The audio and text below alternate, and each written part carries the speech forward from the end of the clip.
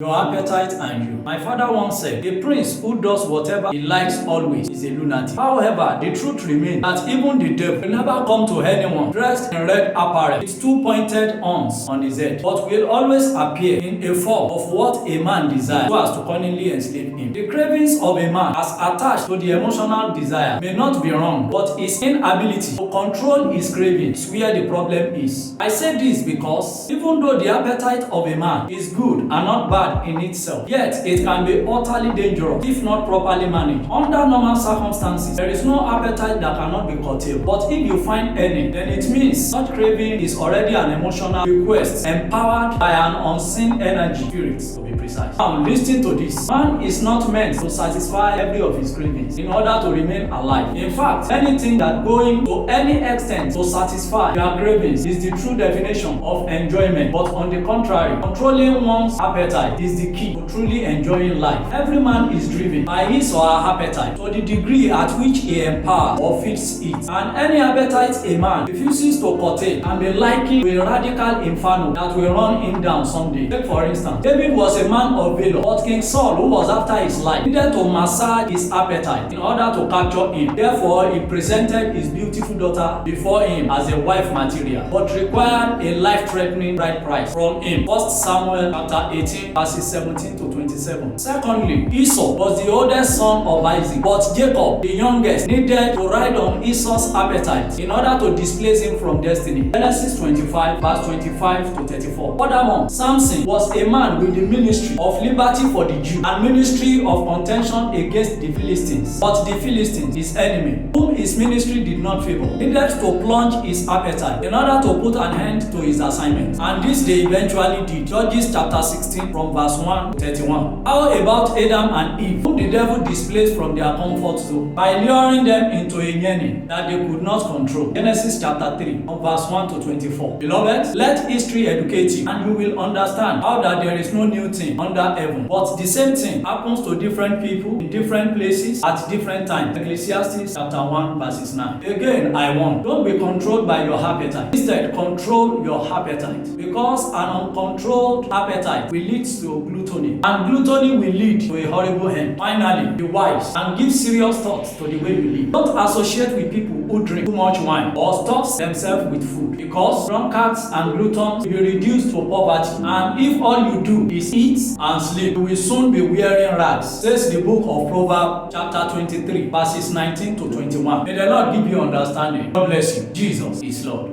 This is Olusegun Ladegbuwa, stretching beyond the temple to reach the lost.